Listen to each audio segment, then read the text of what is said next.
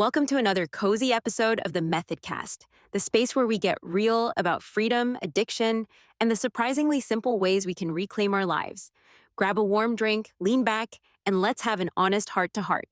Today, we're going to talk about one of the sneakiest lies that keeps people trapped: the myth of the right time to quit. You know how it goes. You're sitting there, maybe even half fed up with the cycle of watching, regretting, resolving, and repeating.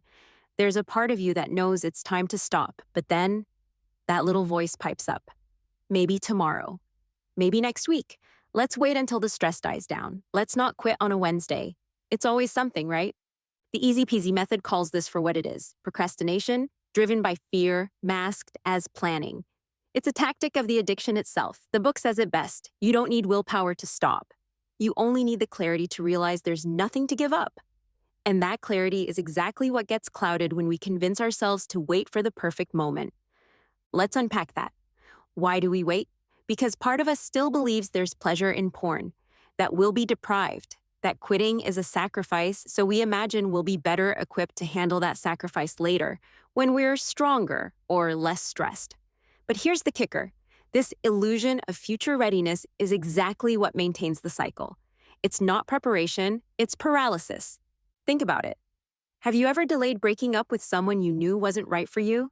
Maybe you told yourself you were just waiting for the right time, but deep down you were scared of the fallout, the awkwardness, the discomfort. It's the same with quitting porn. We imagine we're going to lose something we still secretly value. That's why we don't just quit, we stall. And here's the twist: every day you delay, you're not staying the same. You're reinforcing the lie. You're strengthening the neural pathways that say, this is relief, this is comfort, this is pleasure, even though you feel worse, not better. After using, your brain's being conditioned to crave the hit again.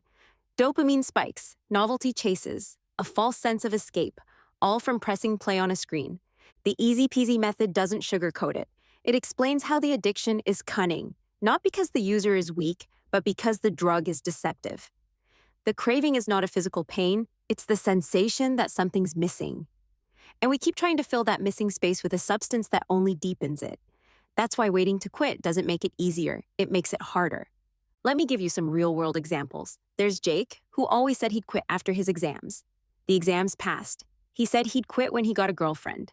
He got a girlfriend and still found himself sneaking into the bathroom with his phone. Then there's Leo, who promised he'd quit once he hit rock bottom. Turns out, rock bottom kept getting deeper. These aren't just stories, they're patterns. Because the longer you delay, the more porn warps your sense of what's normal, what's pleasurable, and what's necessary for coping. The user begins to believe that life without porn would be dull, lifeless, or emotionally unbearable. But that's the addiction talking, not reality. The truth? Non-users aren't suffering. They're not walking around with clenched fists, battling urges every day. The craving disappears when the illusion is gone.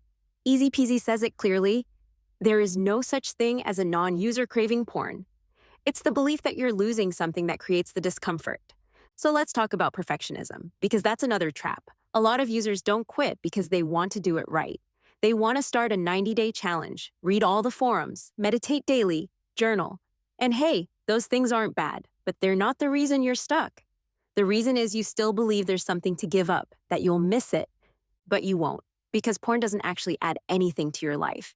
It only pretends to. Once you see that clearly, you don't need a ritual or a relapse plan or a mountain of self-help tools. You just stop, and it's done. Not because you're perfect, but because you're done playing a game that never had any rewards. Now imagine this shift. One day you're obsessed with not slipping. You're on edge, avoiding triggers, managing urges. The next, you're just free. Not because the world changed, but because you did. Your focus moved from the illusion of relief to the reality of peace. You stopped waiting, you just saw it for what it was and walked away. It's like waking from a bad dream. At first you feel disoriented. You wonder how you believed it for so long, but then clarity sets in. The shame lifts. The constant noise in your head goes quiet. You realize how much space it was taking up, how it was hijacking your attention, your emotions, your ability to be present with real people. Here's another example. Sarah, a longtime user, always thought quitting would mean years of battle. But after reading Easy Peasy, she said it was like flipping a light switch. I didn't lose anything. She said, I got my mind back. my time, my relationships. She wasn't superhuman. She just stopped believing the lie. So if you're listening right now, wondering when the right time will come, hear this. It already has. The right time is not after your next birthday. It's not when your relationship stabilizes. It's not when you're ready. It's when you're willing to see the truth. And that truth is already inside you, buried under years of noise. The book puts it perfectly. You don't quit porn. You escape from it.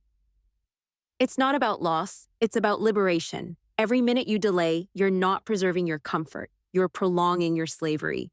So what would it look like to stop today? Not with fear or shame or panic, but with clarity. Imagine closing that last tab and smiling, not because you resisted, but because you finally realized it was never worth opening in the first place. That's the promise of the Easy Peasy Method. It's not magic. It's not even self-discipline. It's a mental reframing that pulls back the curtain and says, there's nothing there. You're free now. And once that realization sinks in, everything changes. You walk differently, think differently. Your focus isn't about escaping anymore. It's about living, breathing, connecting, loving. The dopamine roller coaster is replaced by a steady, genuine calm. No more spikes, no more crashes. Just you, whole, present, and enough. So my invitation today is simple. Don't wait. Don't plan your freedom like it's some future vacation. Step into it now. Read the book, open your mind, and close the tab on the lie you've been told for too long. This was the Methodcast. Thanks for sitting with me. Here's to the power of seeing clearly and never needing to escape again.